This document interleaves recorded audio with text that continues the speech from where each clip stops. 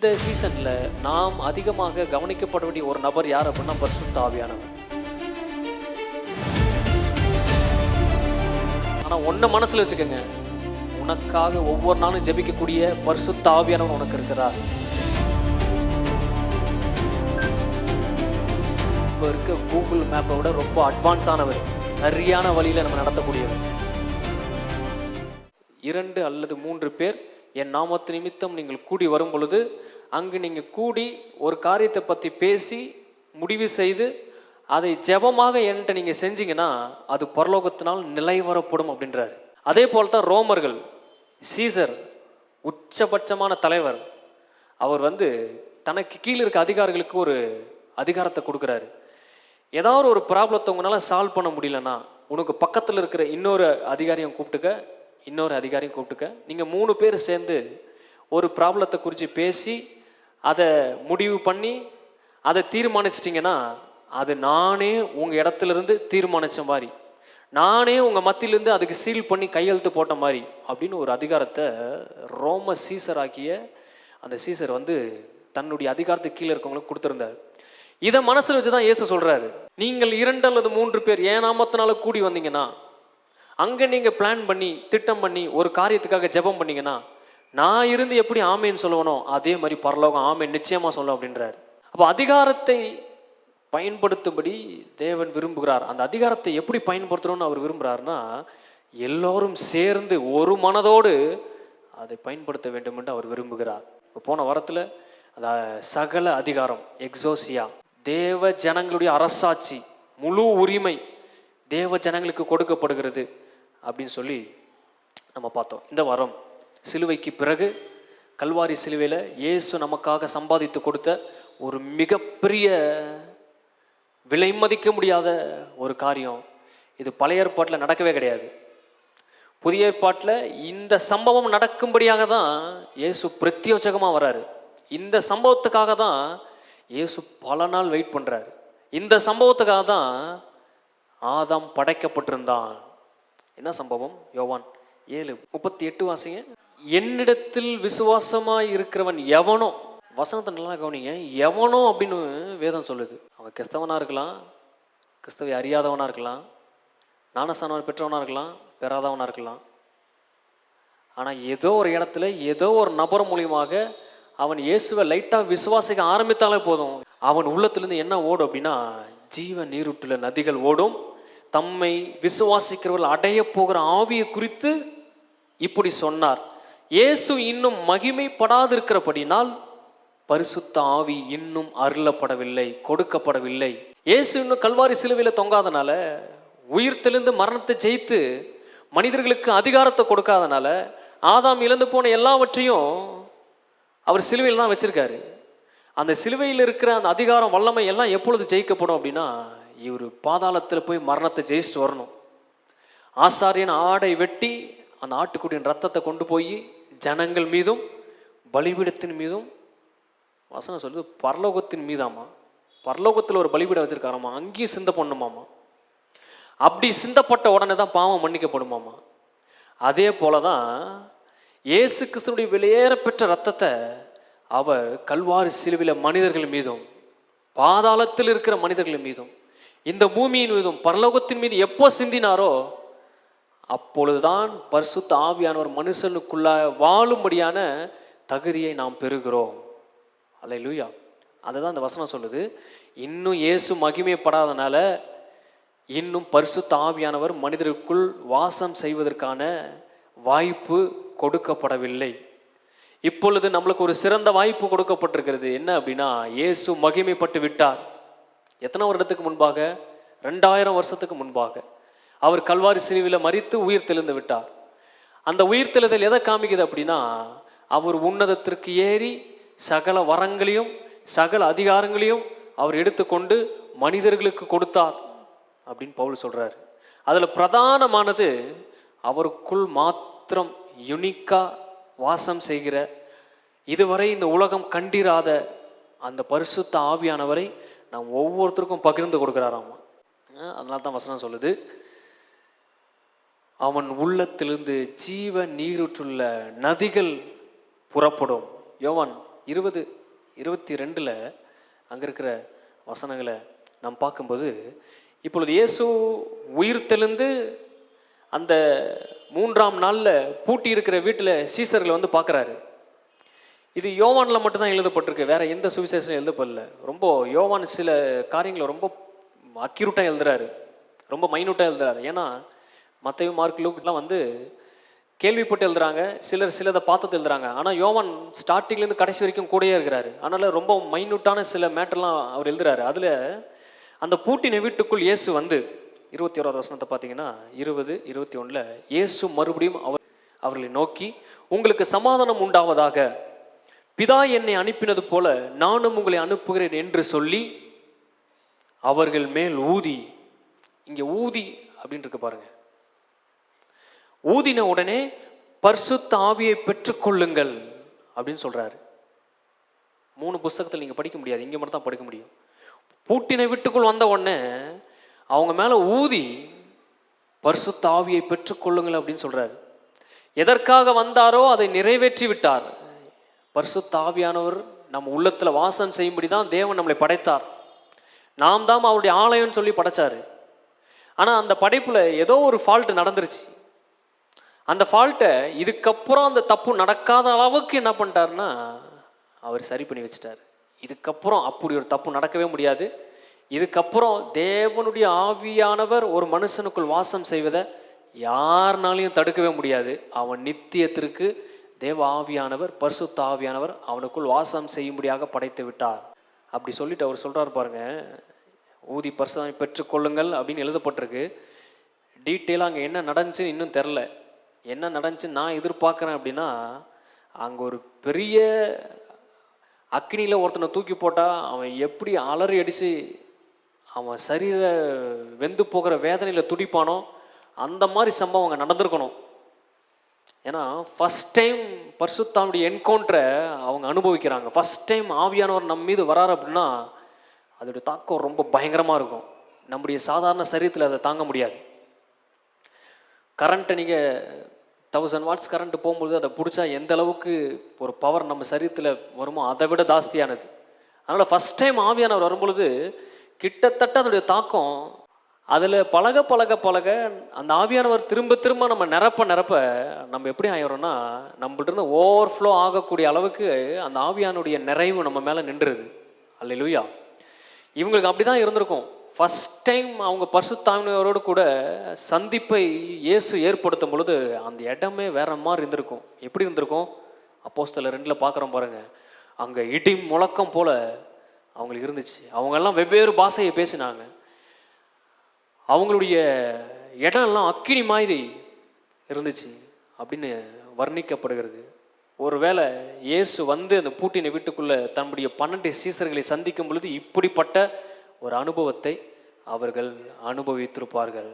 23ஆம் வசனம், பரிசுத்த ஆவியானவர் ஒரு மனுஷன் பெற்றுக்கொண்டதுக்கு அப்புறம் இயேசு என்ன சொல்றாருன்னா, எவர்களுடைய பாவங்களை மன்னிக்கிறீர்களோ, எல்லாம் சொல்லுங்க, எவர்களுடைய பாவங்களை மன்னிக்கிறீர்களோ, எல்லாரும் சொல்லுங்க, எவர்களுடைய பாவங்களை மன்னிக்கிறீர்களோ அவர்களுடைய பாவங்கள் மன்னிக்கப்படும். எவருடைய பாவங்களை மன்னியாதிருக்கிறீர்களோ அவர்களுடைய பாவம் மன்னிக்கப்படாதிருக்கும். இது யாரை பார்த்து சொல்றாரு? முன்னாடி இருக்கிற 12 சீசர்களை பார்த்து சொல்றாரு. இது நம்மளுக்கு ஒரு வேளை சாதாரணமான ஒரு வார்த்தையாக தெரியலாம், இந்த பாவம் மன்னிக்கப்படுறதை பற்றி. ஆனால் முன்னாடி இருக்கிற அந்த 12 பேர் இந்த வார்த்தையை சொன்னோன்னே அவங்களுக்கு எப்படி இருந்திருக்கும் அப்படின்னா, கிட்டத்தட்ட தங்களை தற்கொலை பண்ணுற லெவலுக்கு இந்த வார்த்தை ஒரு அபாரமான வார்த்தை. சீசராக இருந்ததுனால, இயேசுவை பற்றி தெரிஞ்சதுனால அவங்க சைலண்டாக இருந்துட்டாங்க. ஒரு மதத்தலைவராக, ஒரு பரிசேயர், ஒரு வேத பாரகர் இந்த வார்த்தையை கேட்டிருந்தாங்க அப்படின்னா இது ஒரு பயங்கரமான தேவ தூஷணம். கடவுளுக்கு நிகராக தன்னை உயர்த்தி கடவுளுடைய ஸ்தானத்தை பறிக்கக்கூடிய வார்த்தை இந்த வார்த்தை. அந்த வார்த்தையை யாரு கொடுக்குறாருன்னா, மீன் பிடிக்கிற பேதுருக்கு கொடுக்குறாரு. தன்னை பின்பற்றி பயந்து போய் வீட்டில் இருக்கவங்களுக்கு கொடுக்குறாரு. பார்த்து சொல்கிறாரு, நீ யாருக்கு மன்னிக்கிறியோ அவங்கள நான் மன்னிக்கிறேன் அப்படின்றாரு. இந்த வார்த்தையோட வெயிட் என்னன்னு வசனத்தில் ஒரு சில இடத்துல இருக்கு பாருங்க, நம்ம வாசிக்கலாம். மார்க் 2:5 பாருங்க. மார்க் தின சுவிசேஷம் 2வது அதிகாரம் 5வது வசனம். மார்க் 2:5 இங்கே இயேசு முன்பாக ஒரு திமிர்வாதக்காரனா திமிர் பிடிச்சவங்க அந்த மாதிரி இல்லை, அவனுக்கு ஒரு வியாதி, அப்படி ஒரு வியாதியில் இருக்கிறான் அவன். எல்லா ஜனங்களுடைய பார்வை எப்படி தெரியுதுன்னா அவன் வியாதியில் இருக்கான்னு தெரியுது. ஆனால் இயேசுடைய பார்வை அவனை ஊடுருவி பார்க்கும் பொழுது இவன் செஞ்ச பாவத்தினால இவனுக்கு ஒரு வியாதி வந்திருக்குன்றதை கண்டுபிடிக்கிறாரு. அப்படி கண்டுபிடிச்சதுனால இயேசு அவர்கள் விசுவாசத்தை கண்டு திமிர்வாதக்காரனை நோக்கி, மகனே உன் பாவம் உனக்கு மன்னிக்கப்பட்டது என்றார். இயேசு இந்த வாயை திறந்து இந்த ஸ்டேட்மெண்ட்டை சொல்கிறாரு, மகனே உன் பாவம் உனக்கு மன்னிக்கப்பட்டது. சிலருடைய வியாதி, சிலருடைய டிசீஸ் எல்லாம் அவங்களுடைய பாவத்தோடு தொடர்புடையதாக இருக்கும். நீங்கள் அவர்களை மன்னித்தால் அவர்கள் பாவம் நிச்சயமாக என்னாகும், அவங்க வியாதி நிச்சயமாக என்னாகும், அவங்கள விட்டு போகும். ஆமென். இங்கே சொல்கிறாரு உன் பாவம் மன்னிக்கப்பட்டது அப்படின்னு சொல்கிறாரு. அங்கே பைபிளை படித்தவங்க தெரிஞ்சவங்க எல்லாம் நிறைய பேர் இருக்கிறாங்க. அங்கே உட்கார்ந்த வேத பார்க்கர் சிலர், இவன் இப்படி தேவதூசரம் சொல்லுகிறது என்ன, தேவன் ஒருவரே அன்றி பாவங்களை மன்னிக்கத்தக்கவர் யார் என்று தங்கள் இருதயங்களில் சிந்தித்து கொண்டிருந்தார்கள். அவர்கள் தங்களுக்குள்ளே இப்படி சிந்திக்கிறார்கள் என்று இயேசு உடனே தம்முடைய ஆவியிலே அறிந்து அவர்கள் நோக்கி, நீங்கள் உங்கள் இருதயத்தில் இப்படி சிந்திக்கிறது என்ன அப்படின்னு கேள்வி எழுப்புறார். அப்போ பாவத்தை ஒருவன் மன்னிக்கணும் அப்படின்னா அவன் யாரா இருக்கணும், அவன் கடவுளா இருக்கணும், அவன் தேவனா இருக்கணும், இல்லைன்னா அவன் தேவனுக்கு நிகரான தேவனுக்கு குமாரனா இருக்கணும். அப்படி இருந்தால் தான் பாவத்தையும் மன்னிக்க முடியும். ஆனால் இயேசு மனிதர்களிடத்தில் சீசர்கள்ட்ட என் ஆவியை பெற்றுக்கொள்ளுங்கள் அப்படின்னு ஊதிட்டு இப்போ மனிதனை எந்த அளவுக்கு உயர்த்திட்டார் அப்படின்னா, நீயும் பிதாவாகிய தேவனும் சிருஷ்டிப்புல மட்டும்தான் வேற வேறையே தவிர 2 பேரும் ஒரே இடத்துல தான் இருக்கீங்க அப்படின்னு தேவனுக்கு சமமாய் நம்மை அவருடைய குமாரனாக நம்மை உயர்த்தி வைத்திருக்கிறார். தேவனுக்கு சமமாய் தேவனிய ரூபமாய் நம்மளை அவர் உயர்த்துறதுக்கு நமக்கு கொடுக்கப்பட்ட தகுதி என்ன அப்படின்னா, அந்த விலையேற பெற்ற பரிசுத்த ஆவியானவர். அந்த ஆவியானவர் எப்போ நமக்குள்ள அவர் ஊதி பெற்றுக்கொள்ளுங்கள் அப்படின்னு சொன்னாரோ அப்போவே எபேசியர் 2வது அதிகாரத்தில் சொல்லப்பட்ட உன்னதத்தில் அவரோடு கூட உட்கார செய்தார் அப்படின்ற அந்த வார்த்தையை நிஜமாக நம்முடைய வாழ்வில் அவர் நிஜமாக்கி விட்டார். அல்லேலூயா. அதனால் தேவன் மாத்திரம் செய்யக்கூடிய அந்த வேலையை இப்போ யாரும் செய்யலாம் அப்படின்னா, சாதாரண மனுஷனாகி நீங்களே செய்யலாம். ஆமென். யாராச்சும் மன்னிக்கணும்னு தோணுச்சுன்னா நீங்கள் மன்னிக்கும் பொழுது அவர்களுக்கு என்ன நடக்க வேண்டுமோ அதை தேவன் நடத்தி முடிப்பார். இன்னொன்று, நீங்கள் மன்னிக்கும் பொழுது தேவகுமாரனுடைய ஸ்தானத்தை நீங்கள் எடுக்கிறீங்க. நீங்கள் தேவகுமாரனுடைய ஸ்தானத்தை நீங்கள் எப்போல்லாம் எடுக்கிறீங்களோ அப்போல்லாம் நீங்கள் மன்னிப்பை தாராளமாக நீங்கள் வழங்கலாம். பரலோகம் அதனால சந்தோஷப்படும். இப்போது பாவங்களை மன்னிக்கிறவர் தேவன் மட்டும்தான். 2வது, இயேசு அங்கே என்ன சொல்கிறார் பாருங்க, 7வது வசனத்தில், இவன் இப்படி தேவதூஷணம் சொல்லுகிறான், தேவனை ஒருவரை தவிர பாவங்களை மன்னிக்கத்தக்கவர் யாரும் இல்லை அப்படின்னு சொல்லி அவங்க சொல்கிறாங்க.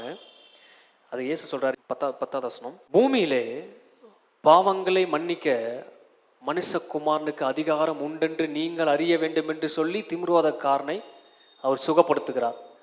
ஒன்று, பாவத்தை மன்னிக்க வேண்டும் என்றால் அவன் தேவனாக இருக்க வேண்டும். 2வது, பாவத்தை ஒருவன் மன்னிக்க வேண்டும் என்றால் அவன் தேவனால் அதிகாரம் பெற்றிருக்க வேண்டும். இங்கே இயேசு என்ன சொல்ல வர்றாருன்னா, உங்களுக்கு பாவத்தை மன்னிக்கும்படியான ஆவியை நான் கொடுத்துருக்கிறேன், பாவத்தை மன்னிக்கக்கூடிய தேவ அதிகாரத்தை கொடுக்குறேன். இந்த தேவ அதிகாரம் எங்கே இருக்குன்னா, சகல அதிகாரம் எனக்கு இருக்கிறது. அந்த சகல அதிகாரத்துக்குள்ள பாவத்தை மன்னிக்கக்கூடிய சக்தியை ஒரு கூட்ட ஜனத்துக்கு மட்டும் தான் கொடுத்துருக்காரு. அந்த ஒரு கூட்ட ஜனம் தம்மை பின்பற்றுகிறவர்கள், தம்முடைய ஆவியை பெற்றவர்களை தவிர வேற யாரும் பாவத்தை மன்னிக்க முடியாது. எந்த அட்வொகேட்டாவது, எந்த லாயராவது, எந்த ஜட்ஜாவது நீ செஞ்ச பாவத்தை நான் மன்னிக்கிறேன்ப்பா அப்படின்னு சொல்லி கேள்விப்பட்டிருக்கீங்களா? வாய்ப்பே கிடையாது.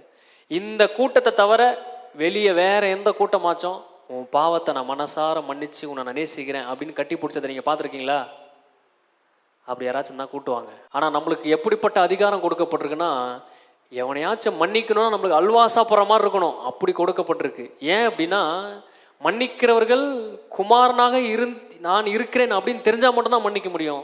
ரெண்டாவது, தேவன் அவருடைய ஆவியை எனக்கு கொடுத்து அவர் ஸ்தானத்தில் என்னை சமமாக்கியிருக்கிறார் அப்படின்னு தெரிஞ்சால் தான் மன்னிக்க முடியும்.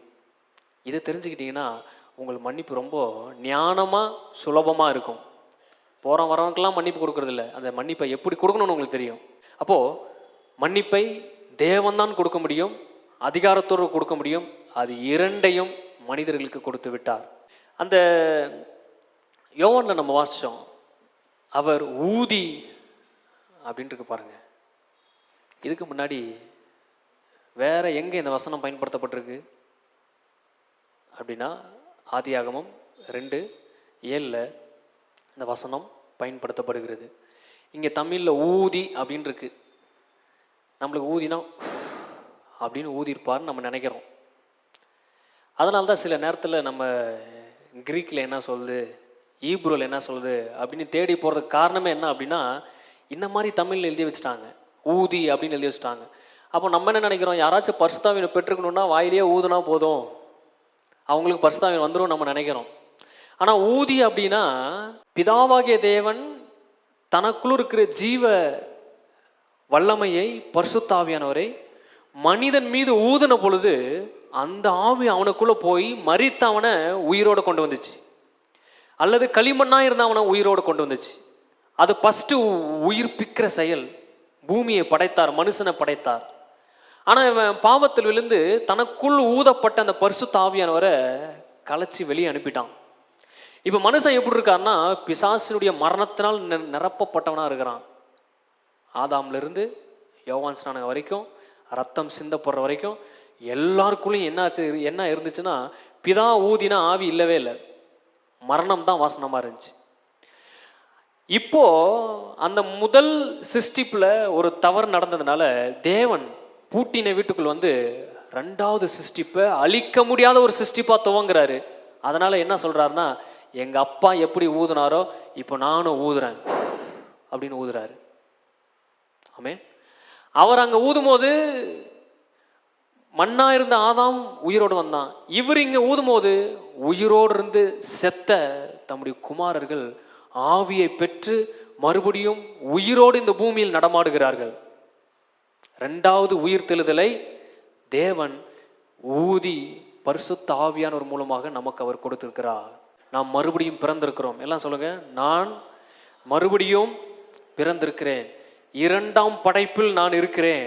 மறுபடியும் நம்மளை அவர் பிறக்க வைத்திருக்கிறார். பரிசுத்த ஆவியானவருக்கு எபிரேய வார்த்தையில் ருவா அப்படின்னு சொல்லுவாங்க. ருவா அக்காடஸ் அப்படின்ற வார்த்தையை பயன்படுத்துகிறாங்க. இங்கே ஊதி அப்படின்னு இருக்குது பார்த்தீங்களா, அந்த வசனத்தின வாசல்ல அங்கே ருவாக் அப்படின்னு பயன்படுத்தப்பட்டிருக்கு எபிரேயில மொழியில். ஆனால் தமிழில் ஊதின்னு இருக்குது, நம்மளுக்கு அது புரியல.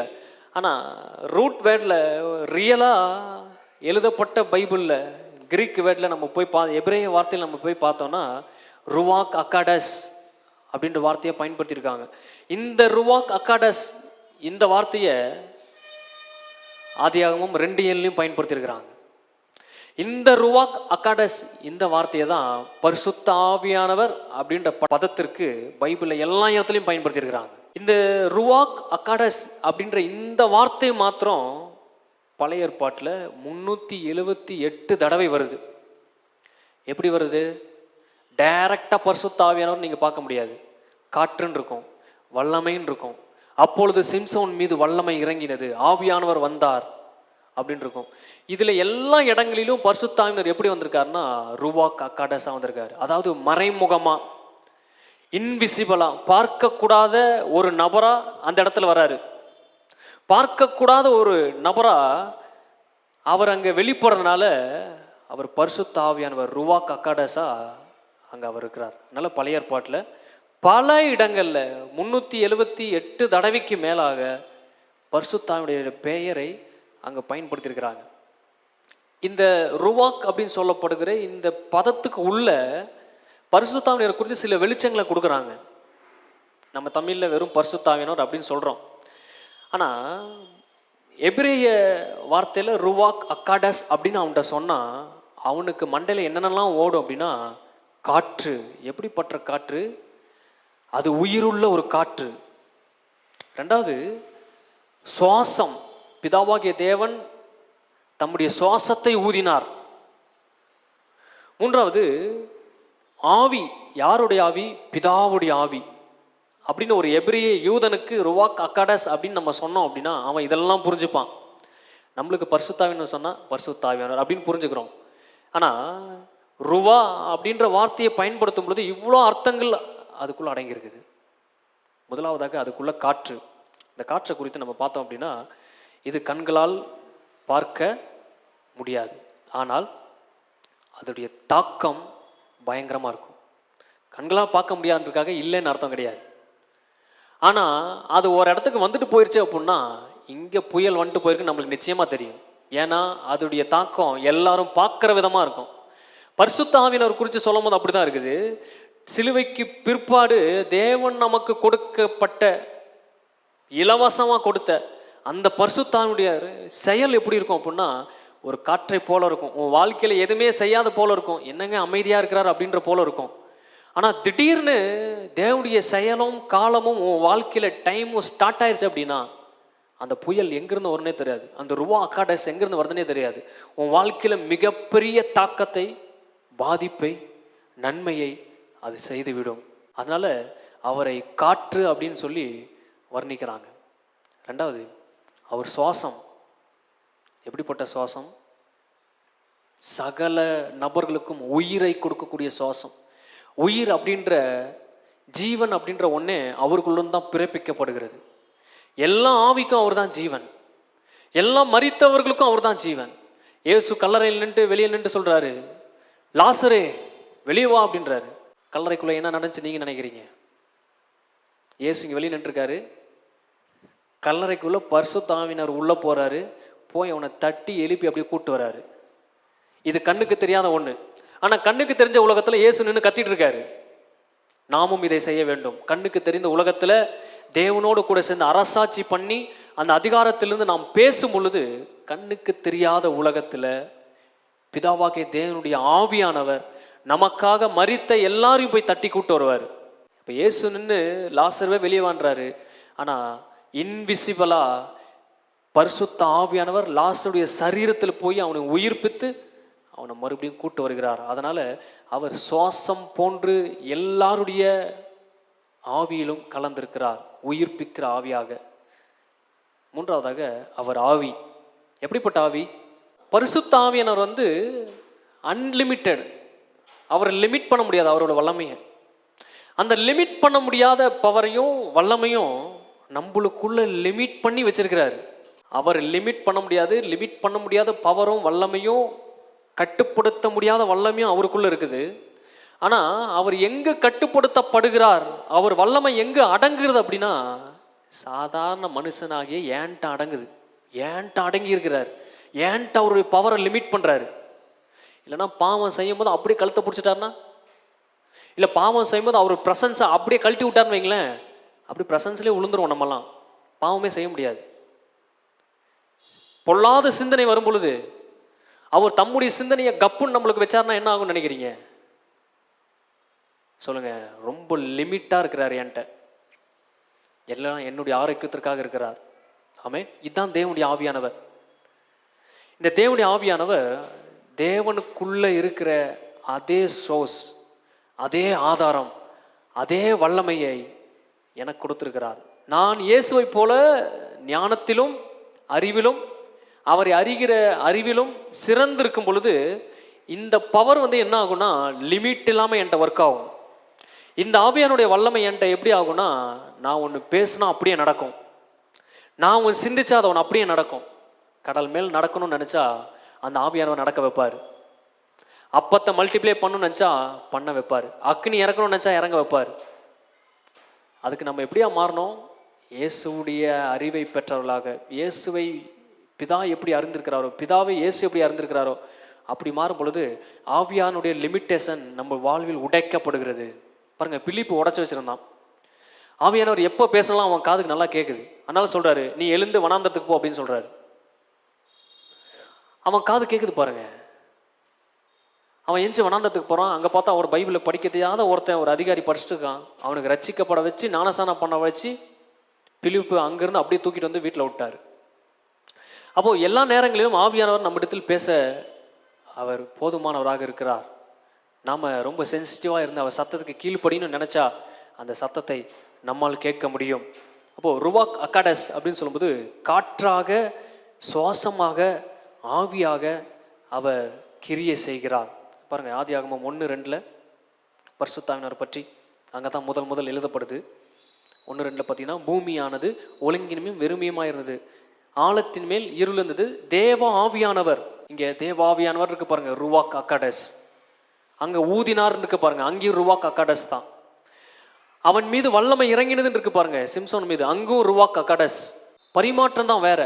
இங்கே பார்க்குறோம் 1ஆம் அதிகாரம் 2ஆவது வசனத்தில், தேவ ஆவியானவர் ஜலத்தின் மீது அசைவாடி கொண்டிருந்தார். அசைவாடி கொண்டிருந்தார்னா, வீட்டில் ஸ்க்ரீன்லாம் போட்டிருப்போம், ஃபேன் சுற்றிட்டே இருக்கும்போது அந்த ஸ்க்ரீன் என்ன பண்ணுது, வாரும் தூய ஆவியே அப்படின்னு ஆடிட்டே இருக்குது. கழுகு பார்த்துருக்கீங்களா, அது நடு வானத்தில் நின்று இப்படி ஆடிட்டே இருக்கும். சில நேரத்தில் எங்கள் ஊரில் நான் பார்த்துருக்கேன், சில பறவைகள் ஒரே இடத்துல நின்று அப்படியே பறந்துகிட்டே இருக்கும், அசைவாடிட்டே இருக்கும். கழுகு பற்றி சொல்லப்படுது, கழுகு தன் குஞ்சுகளை மேலே ஏற்றிட்டு அசைவாடிட்டே இருக்குமாம்மா. அந்த குஞ்சுங்களுக்கு கற்றுக் கொடுக்குமாம்மா, இப்படி தான் பறக்கணும், இப்படி தான் காற்று வரும் அப்படின்னு சொல்லி அசைவாடுமாம்மா. ஒரு கோழி தன்னுடைய குஞ்சுகளை காப்பாற்றுவதற்கு எப்படிப்பட்ட ஒரு அசைவை அது செயல்படுத்துதோ, பரிசுத்த ஆவியானவர் அப்படிப்பட்ட செயலை பூமி ஒழுங்கின்மையும் வெறுமையாக இருக்கும்போது அது மேலே அப்படி அசைவாடிட்டு இருந்தாராமா.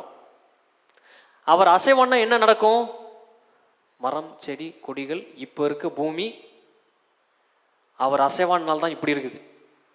இந்த பூமி எப்படி இருந்துச்சு, இருளாக இருந்துச்சு, மரம் செடி கொடியெல்லாம் இல்லாமல் இருந்துச்சு, ஒழுங்கின்மையும் வெறுமையாக இருந்துச்சு.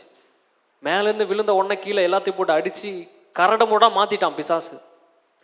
அந்த கரடமுடாக மாற்றப்பட்ட இந்த பூமியின் மீது அவர் எப்படி அசைவாடுறாருன்னா, ரொம்ப மென்மையாக அசைவாடுறார். அல்லேலூயா. ஏன் இப்போ இதை சொல்கிறேன் அப்படின்னா, நம்முடைய வாழ்க்கையில் சில மனிதர்களால் உண்டான சேதங்கள், இல்லை நம்மளே பண்ண சேதங்களில் ஆவியானவருக்கு நம்ம இடம் கொடுத்தோம் அப்படின்னா, அவர் ஏதோ ஓசிடி வந்த மாதிரி வேலை செஞ்சுருக்க மாட்டார். அவர் எப்படி வேலை செய்வார்னா, ரொம்ப மென்மையாக எல்லாவற்றையும் அறிந்து நித்திய மாற்றத்திற்காக அசைவாடி கொண்டிருப்பார். அதனால்தான் ஒழுங்கின்மையும் வெறுமையின் மீது அவர் அசைவாடி கொண்டிருந்தார்.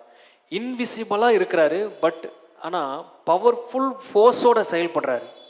கண்ணுக்கு தெரியாத ஒருவராக இருக்கிறார் நமக்கு கொடுக்கப்பட்ட பரிசுத்த ஆவியானவர். ஏங்க ஆண்டவர் ஏன் ஜபத்தையே கேட்க மாட்டேன்றாருங்க, இத்தனை வருஷம் ஆச்சுங்க, இத்தனை மாதம் ஆச்சுங்க, என்னங்க பண்ணிருக்காரு, இன்விசிபிளாக அசைவாடிட்டே இருக்கிறாரு. ஆனால் அந்த இன்விசிபிளாக அசைவாடிட்டு இருக்கிறவர், கண்ணுக்கு தெரியாத உலகத்தில் உனக்காக அசைவாடி கொண்டிருக்கிறவர், அவர் வேலையை முடிக்கும் போது எப்படி இருக்கும் அப்படின்னா, பவர்ஃபுல்லான ஃபோர்ஸாக இருக்கும். நீங்கள் மைக்கை பிடிச்சிங்கன்னா 1 ஹவருக்கு சாட்சி மட்டும் சொல்லுவீங்க, அந்த மாதிரி இருக்கும். அப்படி ஒரு வல்லமையை பார்ப்பீங்க. இவ்வளோ நாள் கடவுள் இதை தான் செஞ்சுட்டு இருந்தாரா அப்படின்னு ஆச்சரியப்படுவீங்க. சொல்லுங்கள், மறைமுகத்தில் கண்ணுக்கு தெரியாத உலகத்தில் எனக்காக வேலை செய்து கொண்டிருக்கிற பரிசுத்த ஆவியானவரே, உமக்கு நான் நன்றி சொல்லுகிறேன். தேவன் பரிசுத்த ஆவியானவரை ரிலீஸ் பண்ணும்போது எப்படி இருக்குன்னா, டெத்து நடந்த ஒரு இடத்துல அந்த சுச்சுவேஷன் எப்படி மாறும் அப்படின்னா, ஜோயே லைஃபாக மாறும், அழிக்கப்படாத நித்திய ஜீவனாக மாறும். ஹோலி ஸ்பிரிட் அவர் ரிலீஸ் பண்ணும்போது அப்படி தான் நடக்குது. ஹோலி ஸ்பிரிட்டை ஒரு மனுஷனுடைய வாழ்வில் அவர் ரிலீஸ் பண்ணிட்டார் அப்படின்னா, அவன் அழிக்கப்படாத ஒரு நித்திய ஜோயா அவன் மாறுறான், ஜீவனாக அவன் மாறுறான். அது நமக்குள் வாசம் செய்து கொண்டு இருக்கிறது. பாருங்கள், எசேக்கியேல் 37வது அதிகாரத்தில் 4வது வசனத்தை நீங்கள் பார்த்தீங்கன்னா, அங்கே ஒரு பெரிய இராணுவ படை, அந்த இராணுவ படை ஒரு யுத்தத்துக்கு போய் அந்த யுத்தத்தில் தோல்வி அடைஞ்சாங்களா என்னன்னு தெரில, ஆனால் ஒரு இராணுவமே செத்து எலும்பு கூட மாறி அங்கங்கே எலும்பு அங்கங்கே செதஞ்சு கிடக்குது பாலைவனத்தில். தேவன் எசேக்கியேல் தீர்க்கதரிசிட்ட சொல்கிறாரு, நீ எழுந்து அந்த பாலைவனத்துக்கு போ, அந்த எலும்பு பள்ளத்தாக்குக்கு போ, அந்த பள்ளத்தாக்கில் நின்று அந்த எலும்புகளை பார்த்து உனக்கு என்ன தோணுது அப்படின்னு கேட்குறாரு. இதெல்லாம் செத்து போன எலும்பு அப்படின்றான். அப்போ தேவன் சொல்கிறாரு, இந்த எலும்புகள் உயிரிடக்கூடியுமா, எலும்புகள் மறுபடியும் உயிராக வருமா அப்படின்னு கேட்குறாரு. அவர் சொல்கிறாரு, நம்மளுக்கு எதுக்கு வம்பு தேவரீர், இது உங்களுக்கு மட்டும் தான் தெரியும் அப்படின்ட்டார். நம்மள மாதிரி விவரமான ஆளாக இருப்பார்னு நினைக்கிறேன். ஆண்டவர் சொல்கிறாரு, தப்புக்கேவா பார்க்குற, அது உயிர் அடையும், உயிரோடு எழுந்துச்சுவான்னு சொல்லு அப்படின்றாரு. அப்போ எசேக்கியா சொல்கிறாரு, எல்லா எலும்புகளை பார்த்து தீர்க்க தரிசனம் உரைத்து அதை பார்த்து சொல்கிறாரு, உங்களுடைய எலும்புகள் எல்லாம் ஒன்றோடு ஒன்று சேரட்டும், உங்களுடைய தசைகள் எல்லாம் எங்கு இழந்தீர்களோ அது ஒன்றோடு ஒன்று சேரட்டும், உங்கள் நரம்புகள் எல்லாம் ஒன்றோடு ஒன்று சேரட்டும் அப்படின்னு அவர் வார்த்தையாக சொல்கிறாரு. அந்த வார்த்தை அந்த எலும்புகளை ஒன்று சேர்த்து அவங்க எப்படி செத்தாங்களோ அதே மாதிரி சேனையாக கொண்டு வந்து நிற்க வச்சிச்சு. நிஜ சம்பவம், நிஜமாக நடந்தது. ஒரு மனிதனுடைய வார்த்தை பரிசுத்த ஆவியானவரால் நனைத்து அது வெளியே செல்லும் பொழுது என்ன நடக்குதுன்னா உயிர் பெறுகிறது. எப்படிப்பட்ட உயிர்? எத்தனையோ வருஷத்துக்கு முன்னாடி செத்தவன் எலும்பு மாத்திரம்தான் இருக்குது, அந்த எலும்பையே ஒன்று சேர்க்கக்கூடிய அளவுக்கு அவருக்குள் ஜீவன் பரிபூர்ணமாக இருக்கிறது. நான் சொல்கிறேன், உங்கள் ஜீவன் பரிபூர்ணப்பட வந்தேன் அப்படின்னு யோவான் 10:10 அவர் சொல்கிறாரு. எப்படிப்பட்ட ஜீவனால் நீங்கள் பரிபூர்ணம் பண்ணணும்னா, இந்த எலும்பு பள்ளத்தாக்கில் செத்து போனவங்களுக்குள்ள வந்த ஜீவன் எப்படி வார்த்தையின் மூலமாக அவங்கள உயிரோடு நிப்பாட்டுச்சோ அந்த மாதிரி உங்கள் வாயிலிருந்து புறப்படுகிற வார்த்தையில் அப்படிப்பட்ட ஜீவன் இருக்கிறது. அதனால்தான் பேதுரும் சீசரெல்லாம் நிற்கும்பொழுது அனனியா சப்பீரால் வந்து சொல்கிறாங்க, லேண்டை விற்றுட்டோம், வீட்டை விற்றுட்டோம், இந்தாங்க தசம பாகம். இந்த பரிசுத்த ஆவியானவருக்கு முன்பாக அவங்க பொய் சொல்கிறாங்க, அவனுக்கு வெளிரங்கமாக தெரியுது. அதனால் இவன் வாயை திறந்து சொல்கிறான், இவ்வளவுக்கு தான் வித்தியா அப்படின்னு கேட்டான் பாருங்க. டமான் அந்த அம்மா விழுந்து செத்துருச்சு. சர்ச்சுக்கு காணிக்க போட பொண்டாட்டியை காணமேன்னு சொல்லி அவன் பின்னாடியே வந்தான் பாருங்க. அவன் நினச்சிருப்பான், காணிக்கெல்லாம் விற்று கொடுத்துருக்கோம், பாஸ்டர் ரொம்ப பெருமையாக பேசுவார், சர்ச்சிலேயே இவங்க தான் தசம்பாங்க ஜாஸ்தி கொடுக்குறாங்கன்னு பெருமையாக பேசியிருப்பார் அப்படின்னு நினச்சிட்டு வந்து, ஐயா காணிக்கெல்லாம் வாங்கிட்டீங்களா? வாங்கிட்டோம். என் மனைவி வீட்டுக்கு வரல, பார்த்துட்டு போகலான்னு வந்தேன். காணிக்கையை இவ்வளவு தான் வித்தியா, சொத்தை இவ்வளவு தான் வித்தியான்னு கேட்டான் பாருங்க. அவனும் செத்துட்டான். இதில் என்ன ஹைலைட் அப்படின்னா, அவன் பொண்டாட்டி செத்து கொண்டு போய் அடக்கம் பண்ணிட்டு புருஷன்ட்ட சொல்லாமே அடக்கம் பண்ணிட்டாங்க ஆதி சபையில். இப்போ அந்த மாதிரி இருந்தால் எப்படி இருக்கும்னு நினச்சி பாருங்க. புருஷன்ட்டையே சொல்லாமல் மனைவியை கொண்டு போய் அடக்கம் பண்ணிட்டு வீட்டுக்குள்ளே வரதுக்குள்ளே இவனு செத்துட்டான். என்ன சொல்லப்படுகிறது? பரிசுத்த ஆவியானவருக்கு எதுவுமே மறைமுகம் கிடையாது. அவர் பவரை நம்ம டச் பண்ணணும்னு முடிவு பண்ணோம் அப்படின்னா, சாதாரண மாம்சத்திலிருந்து செயல்பட்டால் மிகப்பெரிய பின் விளைவுகளை நாம் சந்திக்க நேரிடும். அதனால் சொல்கிறாரு, இயேசுவாகிய எனக்கு விரோதமாக நீ பாவம் செஞ்சனா என் ரத்தத்தை வச்சு நான் கழுவிடுவேன், பிதாக்கு விரோதமாக பாவம் செஞ்சனா அதுவும் மன்னிச்சிடுவார். ஆனால் பரிசுத்த ஆவியானவர் பவர், டுனாமிஸ், அந்த டைனமிக் பவர் கூட நீ விளாடணும்னு நினச்சனா நாங்களே நினச்சாலும் உன் பாவத்தை மன்னிக்க முடியாது அப்படின்றார். பாவத்தை மன்னிக்கவும் உயிர்த்தெழவும் ஜீவனுள்ள ஆவியானவர் நமக்குள்ளே வாசம் பண்ணுகிறார். எப்ரேயரில் ருவாக் அகாடஸ் அப்படின்னு சொல்லப்படுது பழைய ஏற்பாடு ஃபுல்லாக. ஆனால் புதிய ஏற்பாட்டில் வரும்போது அந்த வார்த்தையை அவங்க பயன்படுத்தவே இல்லை.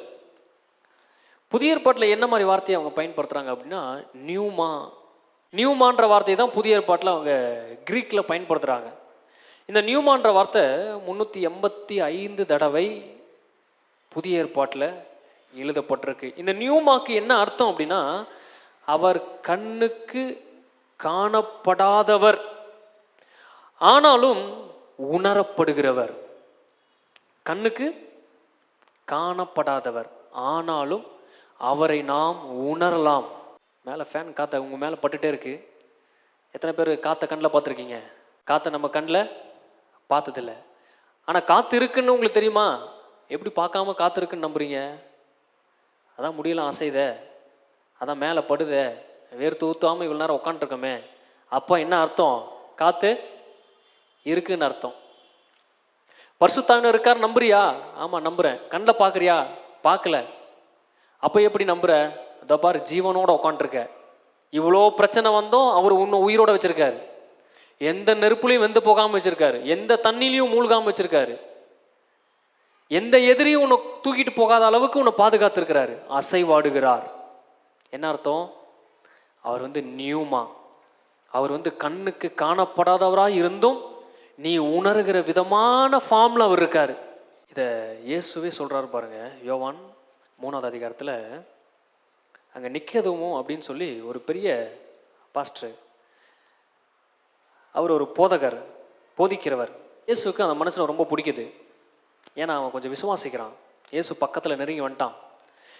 அதனால் அவனுக்கு இந்த சத்தியத்தை சொல்லணும்னு அவர் ரொம்ப ஆசைப்படுறாரு. அந்த சத்தியத்தை அவன்கிட்ட எப்படி சொல்ல வர்றாரு அப்படின்னா, 3:5 பார்த்தீங்கன்னா, இயேசு பிரதித்திரமாக, 3வது வசனத்தை வாசிக்கிறேன்.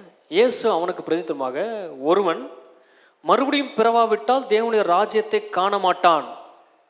நல்லா கவனிங்க, நீங்கள் சர்ச்சுக்கு வரலாம், நீங்கள் இயேசு அறிந்திருக்கலாம், டெய்லியும் பைபிள் படிக்கலாம்.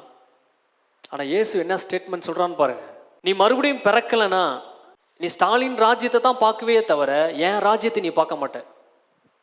மோடி ஆட்சியை நீ நம்மளுடைய பிரைம் மினிஸ்டர் ஆட்சியை நீ பார்ப்பியே தவிர, நாம் மறுபடியும் பிறக்காவிட்டால் நம்முடைய பிரைம் மினிஸ்டர் அவருடைய ராஜ்யத்தை தான் பார்க்க முடியும்.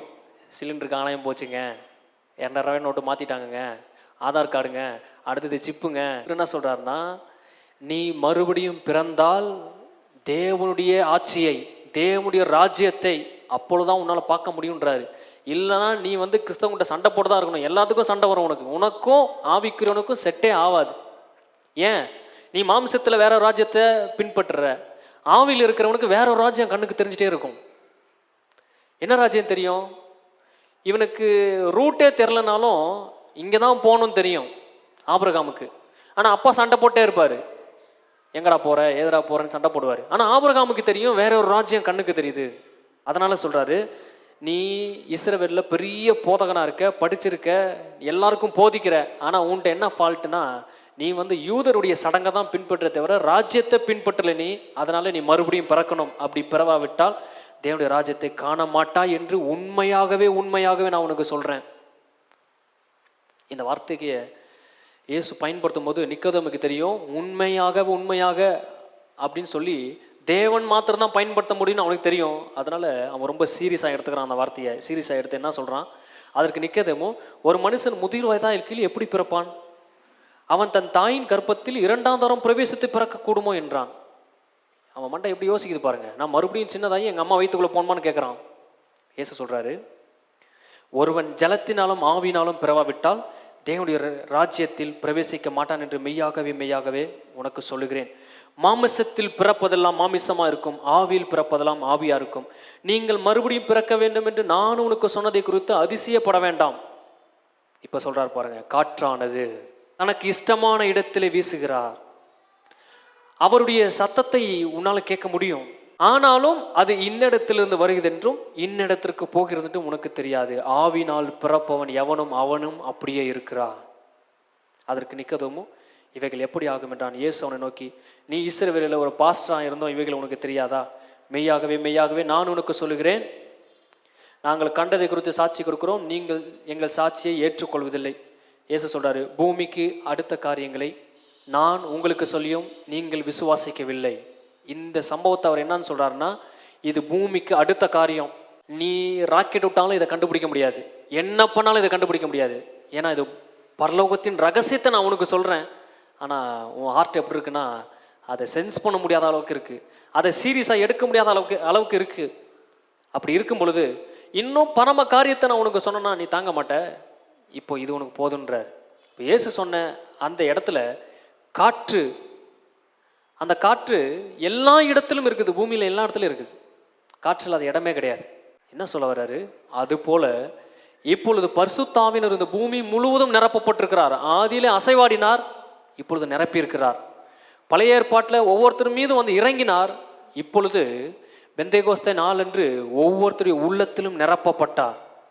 இப்பொழுது பூமி முழுவதும் நிரம்பி இருக்கிறார். இப்போ பூமி முழுவதும் அவருடைய அசைவாடுதல் ஒவ்வொரு நாளும் இருக்கிறது. நாம் மறுபடியும் பிறக்க வேண்டும், பரிசுத்த ஆவியானவர் விரும்ப வேண்டும். பரிசுத்த ஆவியானவர் சொல்றீங்களே, அது வெறும் பவர் தானா? இல்லை, அவர் ஒரு நபர்.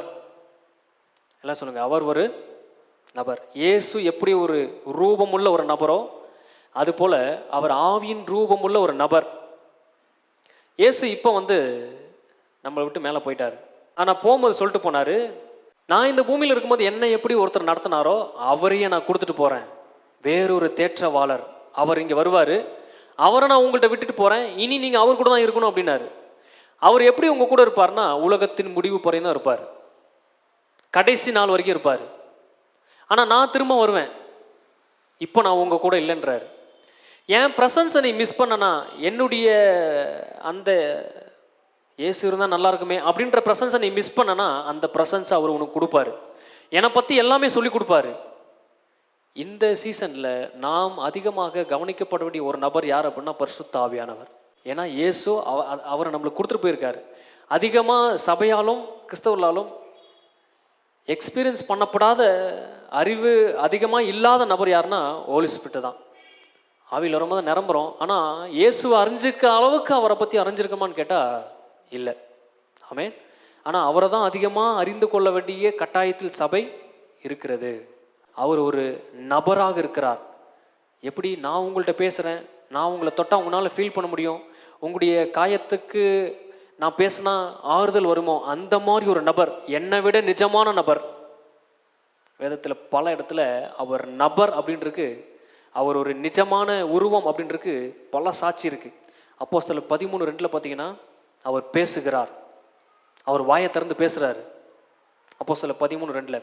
எபேசியர் 4:30 பார்த்தீங்கன்னா அவர் துக்கப்படுகிறார். ஒரு மனுஷன் எப்படி துக்கப்படுறானோ அதே மாதிரி பரிசுத்த ஆவியும் துக்கப்படுறாரு.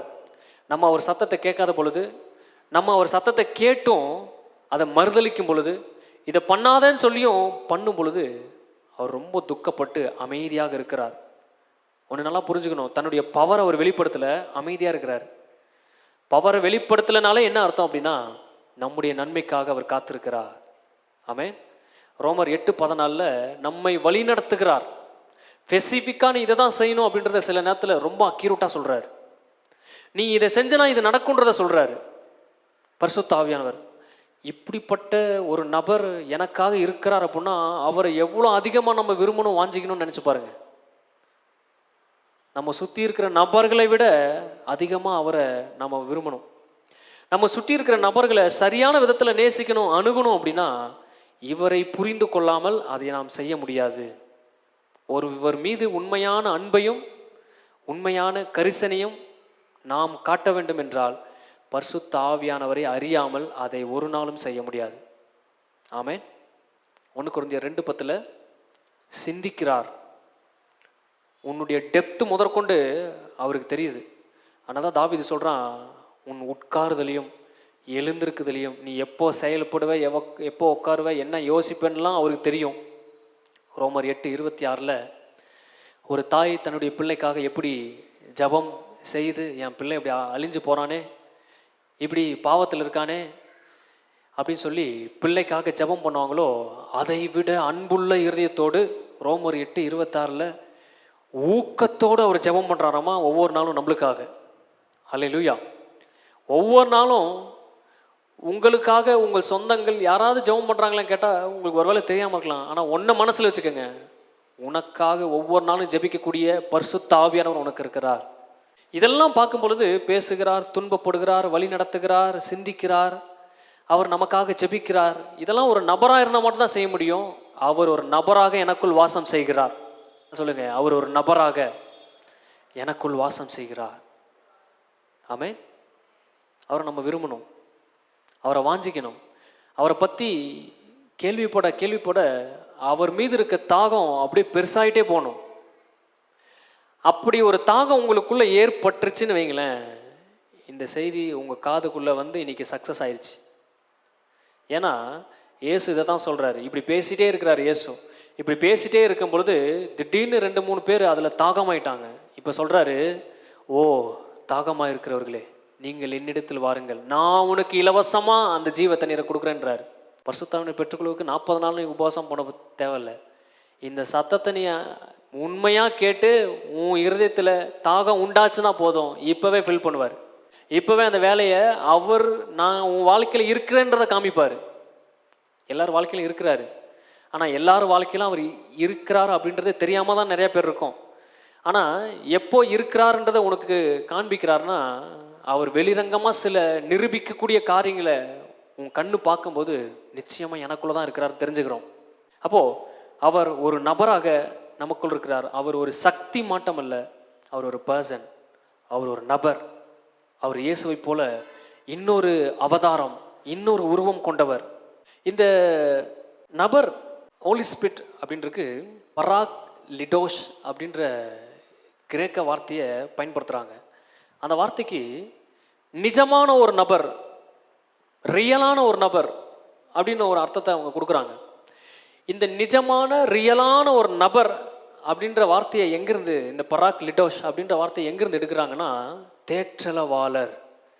நான் போய் உனக்கு ஒரு தேற்றவாளன் அனுப்புகிறேன்னு சொல்கிறேன் பாருங்க, இயேசு சொல்கிறார் பாருங்க. அந்த தேற்றலவாளனுக்கு என்ன மூல மொழிபெயர்ப்பு வார்த்தை சொல்கிறாங்கன்னா பராக் லிடோஸ். இதனுடைய அர்த்தம் உனக்கு உதவி செய்வதற்கு, உன் அருகில் எப்பொழுதும் இருப்பதற்காக ஒரு நபர் உன்னோடு இருப்பார் அப்படின்னு அர்த்தம். இந்த வார்த்தையுடைய சம்மந்தப்பட்ட ஒரு நபர் யார் அப்படின்னா பெண்கள். இந்த பராக் லிடோஸ், தேற்றலவாளர் அப்படின்ற சம்மந்தப்பட்டவங்க நீங்கள், பரிசுத்தாவினோடு சம்மந்தப்பட்டவங்க நீங்கள். அப்போ இந்த தேற்றலவாளர் எப்போதும் நம்மளோடு இருக்கும்படி இயேசு நம்மள்கிட்ட விட்டுட்டு போனவரை, நம்முடைய உதவிக்காகவே நம்மளுக்கு கொடுக்கப்பட்டவரை, நாம் விரும்பாத பட்சத்தில் அவர் பக்கத்துலேயே இருந்தாலும் அமைதியாக தான் இருப்பார். இப்போ நீங்கள் சிங்கிள் நபராக இருக்கீங்க, எனக்கு இந்த டேபிளை தூக்கணும், நான் தூக்கணும் கஷ்டமாக இருக்குது. இன்னொரு ஆள் என் கூட தூக்கணும் எப்படி இருக்கும்? ஈஸியாக இருக்கும். அந்த ஆள் எப்போதும் எனக்காகவே ஏதாச்சும் வேலை செஞ்சால் எனக்கு ஹெல்ப் பண்ணுறதுக்காகவே அந்த ஒரு நபர் என் கூடயே இருந்தால் எனக்கு எப்படி இருக்கும்? தம்பி டீ எடுத்துகிட்டு வா, தம்பி சாப்பாடு கொண்டு வா. அதே மாதிரி நபர் ஒரு 10 பேர் என் கூட எப்போது இருந்தால் எப்படி இருக்கும்? கற்பனை பண்ணி பார்க்குறீங்கல்ல? அதே மாதிரி நபர் ஒரு 1000 பேர் என் கூட இருந்தா,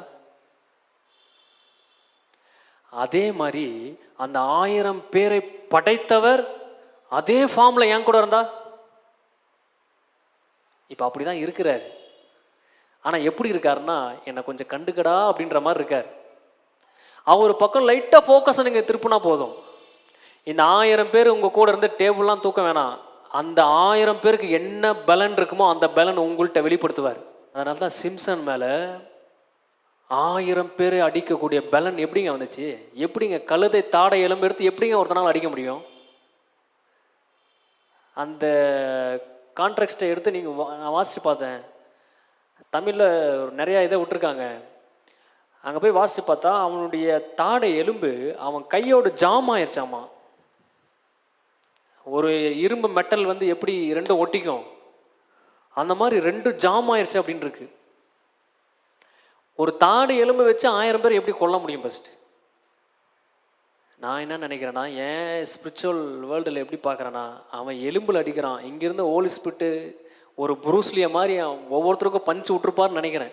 இல்லைன்னா அது சாத்தியமே கிடையாது. அதே சிம்சோன் மேலே 1000 பேர் பேலன் இருந்துச்சு, 1000 பேர் அடிக்கிறதுக்கு. ஒரு பெரிய தேசத்தினுடைய கேட்டு, இந்தியா கேட்டுன்னு சொல்கிறாங்க பாருங்க, அந்த மாதிரி பெரிய கேட்டு. ஒரு சின்ன சர்ச்சுக்கே இவ்வளோ பெரிய கேட்டு வச்சுருக்கோம், தனியாக ஒரு ஆளாக தூக்க முடியாது. தேசத்துக்கு கேட்னா எவ்வளோ பெருசு இருக்கும்? அதை இவன் தனியாக தூக்கிட்டு தோல் மேலே வச்சுட்டு போயிருக்கான். ஏதோ 15 கிலோ அரிசி மூட்டை மாதிரி தூக்கிட்டு போயிருக்கான். சொல்லுங்க, நிஜமாகவே என்னை பலப்படுத்துவார். ஏதோ கிறிஸ்தவம் கட்டுக்கதை கிடையாது, நிஜமில்லாத உன்னை பேசிட்டு போகிறது கிடையாது. இது ஒரு ரியாலிட்டி, நிஜமான உலகம். அந்த நிஜமான உலகத்தில் பயணிக்கணும்னு நீ முடிவு பண்ணிட்டனா, நீ சிம்சோனை நிச்சயமாக பார்ப்ப. இந்த ஹோலி ஸ்பிரிட்டுடைய பவரை, அவருடைய துணையை, தேற்றவாளனை நாம் நிச்சயமாக நம்ம வாழ்வில் நாம் பார்ப்போம். இந்த பராக் லிடோஷ் அப்படின்ற அவர் எப்பொழுதும் உன் கூடவே இருப்பார், உனக்கு உதவி செய்யும்படி இருப்பார் அப்படின்ற வார்த்தைலாம் பைபிளில் எங்கெங்கே இருக்குன்னு மட்டும் நான் சொல்லிட்டு நான் முடிக்கிறேன். யோவான் 14:16 எழுதப்பட்டிருக்கு. என்னன்னு எழுதப்பட்டிருக்குன்னா, ஹெல்ப்பர் அப்படின்னு எழுதப்பட்டிருக்கு, உனக்கு உதவி செய்கிறவர் அப்படின்னு எழுதப்பட்டிருக்கு. யோவான் 14:16 பார்த்தீங்கன்னா, உனக்கு ஆறுதல் தருகிறவர். அதே சிம்சோன் 1000 பேர் அடித்து சோர்ந்து போயிருக்கும் பொழுது அவனுக்கு மறுபடியும் வாழணுன்ற ஒரு எண்ணத்தை கொடுத்தவர் யாருன்னா அதே பரிசுத்த ஆவியானவர் நமக்கு ஆறுதலை தருகிறார். 1 யோவான் 2:1 பார்த்தீங்கன்னா அவர் ஒரு அட்வொகேட் அப்படின்னு போட்டிருக்கு, வழக்கறிஞர், எனக்காக வாதாடுகிறவர். யார்கிட்ட? எனி டைம் பிசாஸ்ட்ட, எனி டைம் பிதாட்ட எனக்காக நன்மையை பேசிட்டே இருக்கிறாரு. அவனுக்கு அது செஞ்சிடலாமா? அவன் வாழ்க்கையில் இந்த ஸ்டெப்புக்கு அவனை உள்ள தரலாமா? இந்த வாழ்க்கையை கொடுத்துடலாமா அப்படின்னு ஒரு அட்வொகேட் எப்படி போராடுவாரோ, எனக்காக வழக்காடுகிறார், எனக்காக போராடுகிறார், எனக்காக நன்மையானதை மாத்திரம் பேசுகிறாரு. இப்படியெல்லாம் நீங்கள் பரிசுத்தவனை பார்த்துட்டிங்கன்னா எத்தனை பேர் வந்தாலும் மோதி பார்த்துடலாம் வாங்கடா அப்படின்னு சொல்லுவீங்க. எத்தனை பேர் தீமை செய்யணும்னு நினைக்கிறீங்களோ தாராளமாக செய்யுங்க, நானே பிளான் போட்டு தரேன் அப்படின்னு சொல்லுவீங்க. ஆமென். யோவான் 14:26 அவர் ஒரு கவுன்சிலர். சரியான டைமில் சரியான வார்த்தையையும் சரியான வழியையும் நமக்கு காட்டுகிற கவுன்சிலர். இப்போ இருக்க கூகுள் மேப்பை விட ரொம்ப அட்வான்ஸானவர். கூகுள் மேப்பை கொண்டு போய் சந்துக்குள்ளே நிப்பாட்டும், இவர் எங்கேயும் நிப்பாட்ட மாட்டார். சரியான வழியில் நம்ம நடத்தக்கூடியவர். இந்த கூகுள் மேப்பை கண்டுபிடிச்சவனுக்கு ஞானத்தை கொடுத்தவர் இவர் தான். ஆமே. கூகுள் மேப்பை அவ்வளோ நம்புகிறோமே தவிர அவரை நம்ப மாட்டேன்றோம். நம்ம அது மேலே கூட அவ்வளோ நம்பிக்கை இருக்குது. இவர் நமக்குள் வாசம் பண்ண விரும்புகிறார். இந்த பரிசுத்த ஆவியானவர் அவருக்கு இருக்கிற ஒரே வாஞ்சை, ஒரே எண்ணம் என்னன்னா, நான் மனிதர்களுக்குள், மனிதனுடைய இருதயத்துக்குள் வாசம் பண்ணணும், அதுக்காக தான் நான் இருக்கிறேன் அப்படின்றாரு. யோவான் 14:16 17 சொல்லப்படுகிறது, ஒருவன் என் வசனத்தை கை கொண்டு என் கற்பனைகளை பின்பற்றினான், நாங்கள் அவனிடத்தில் வந்து வாசம் பண்ணுவோம் அப்படின்னு வசனம் சொல்லுது. உன் வீடு எப்படி இருந்தாலும் பரவாயில்ல, நான் உன் வீட்டுக்குள்ளே வரேன்றார். நீ வாசம் பண்ணணுன்னு விரும்பினா போதும், உன் மனசு எப்படி இருந்தாலும் பரவாயில்ல, மனசுக்குள்ளே வரேன்றார். என்னுடைய அலாதி பிரியம் உன் வீட்டுக்குள்ளே நான் வாசம் செய்யணும், உன் ஹார்ட்டில் வாசம் செய்யணும் அப்படின்னு தவம் கிடக்கிறார். யோவான் 14:23 நாங்கள் வந்து வாசம் செய்வோம். 1 கொரிந்தியர் 3:16 நீங்களே அவருடைய ஆலயம், நீதான் கோயில் அப்படின்றார். உன் ஹார்ட்டு தான் சாமி, உன் ஹார்ட்டுக்குள்ளே ஹோலி ஸ்பிரிட்டை நீ அனுமதிச்சனா நீயே கோயில் அப்படின்றாரு. அதுக்காக தான் நான் வெயிட் பண்ணுறேன் அப்படின்றாரு. 1 கொரிந்தியர் 6:19 உங்கள் சரீரமே அவருடைய ஆலயம், அதுக்குள்ளே வாசம் செய்யும்படி நான் விரும்புகிறேன் அப்படின்றாரு. கலாத்தியர் 4:6 இங்கே பாரு, இயேசுக்கு கொடுத்த மாதிரிலாம் உனக்கு நான் கொடுக்க மாட்டேன், உனக்கு கொஞ்சம் பவர் கம்மியாக தரேன் அப்படின்னு சொல்லாமல் இயேசுவினுடைய அதே ஆவியை எடுத்து நம்மளுக்கு ஷேர் பண்ணி கொடுத்துருக்கிறார். ஆமே. நம்ம என்ன சாப்பிட்றோமோ அதையே வந்து வேலைக்காரனுக்கு நம்ம ஒரு நாள் தரமாட்டோம், எந்த ராஜாவும் தரமாட்டான். ஆனால் இந்த ராஜா தன்னுடைய பிள்ளையையும் வேலைக்கார பிள்ளையையும் ஒரே ட்ரெஸ் போட வச்சு, ஒரே தட்டு கொடுத்து, ஒரே ஃபுட்டு கொடுத்து, ஒரே மதிப்பை கொடுத்து வச்சிருக்க ஒரு ராஜாவை நம்ம பார்க்க முடியாது. ஆனால் இந்த ராஜா அப்படி தான் பண்ணுறாரு.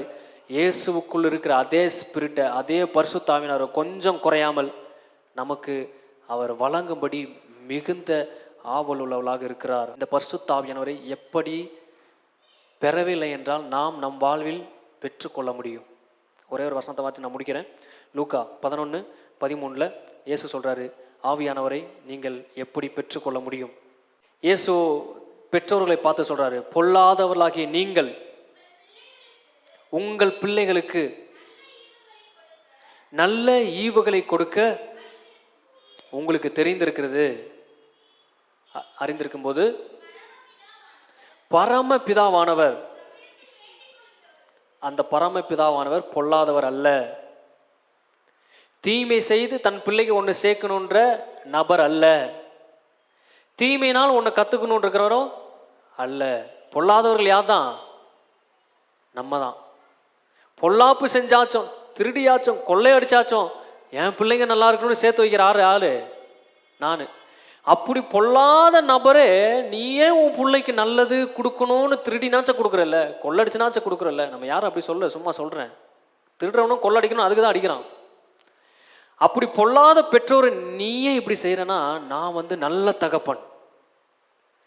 என் பிள்ளை வந்து அப்பா உங்கள் ஆவி எனக்கு தாங்க அப்படின்னு கேட்டால் போய் 40 நாள் ஜெபம் பண்ணிட்டுவான்னு சொல்லுவேன்னு நினைக்கிறியா?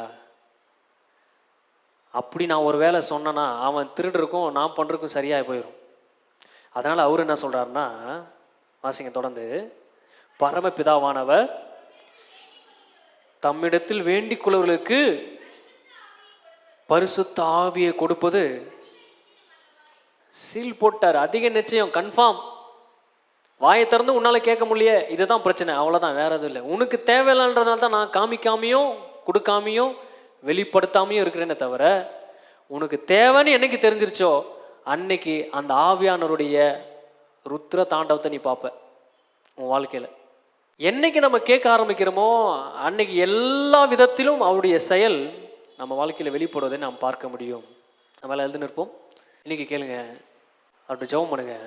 ஆவியானவரே, நீர் என் மீது இருக்கிறீர் என்பதை நான் அறிந்திருக்கிறேன்.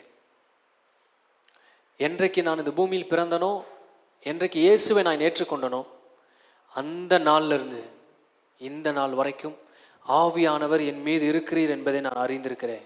என் கேட்கிற எவனும் பெற்றுக்கொள்வான். இந்த காலை வேளையில் இயேசுவின் நாமத்தில் பிதாவே, தாகமுள்ளவன் மேல் தண்ணீரையும் வறண்ட நிலத்தில் ஆறுகளையும் ஊற்றுவேன் என்று சொன்னீரேன். ஒருவன் தாகமாக இருந்தால் என்னிடத்தில் வந்து ஜீவ தண்ணீரை இலவசமாய் குடிக்க கடவன் என்று எழுதியிருக்கிறது. இயேசுவின் நாமத்தில் இந்த காலை வேளையில் யாரெல்லாருடைய உள்ளத்தில் உம்மை விரும்புகிறார்களோ, வாஞ்சிக்கிறார்களோ, அவர்களுடைய உள்ளத்தில் உம்முடைய ஜீவன் நீருற்றுள்ள நதிகள் தொடர்ந்து பாயட்டும், போகிற இடமெல்லாம் பாயட்டும். இவருடைய வாழ்வில் கண்ணுக்கு தெரியாத அந்த பரிசுத்தாவின் நபரை இவர்கள் கண்ணில் பார்க்கட்டும். அந்த நபருடைய வல்லமையான செயலை இவர்கள் அனுபவிக்கட்டும். அவரை குறித்ததான தாகமும் வாஞ்சையும் பெருகட்டும். அவரோடு வாழட்டும். கர்த்தர் பெரிய காரியங்களை செய்யுங்க. இயேசு கிறிஸ்துவின் மூலமாக ஜெபிக்கிறேன். ஜெபங்கேலும் ஜீவனுள்ள நல்ல பிதாவே. ஆமென், ஆமென்.